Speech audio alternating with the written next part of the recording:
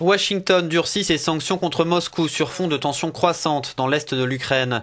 Les États-Unis ont ajouté à leur liste noire des acteurs clés de l'économie, dont le géant pétrolier Rosneft et 2 grandes banques. Aussi dans le viseur des sanctions américaines, les autorités séparatistes de Donetsk et Luhansk, des hauts dirigeants, d'autres banques, mais aussi des sociétés du domaine de l'énergie et de la défense. Nous prenons ces consultations en étroite consultation avec nos alliés européens qui se réunissent à Bruxelles pour nous mettre d'accord sur les étapes suivantes et nous espérons que le pouvoir russe se rende à nouveau compte que ces agissements en Ukraine ont des conséquences, notamment l'affaiblissement de l'économie russe et un isolement diplomatique croissant, a déclaré Barack Obama.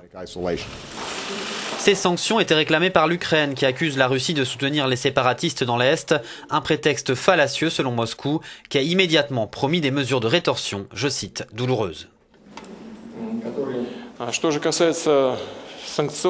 Concernant ces mesures, comme je l'ai déjà dit, a déclaré le président russe Vladimir Poutine, comme d'habitude elles ont un effet boomerang et dans ce cas il n'y a aucun doute qu'elles vont mener les relations russo-américaines dans une voie sans issue.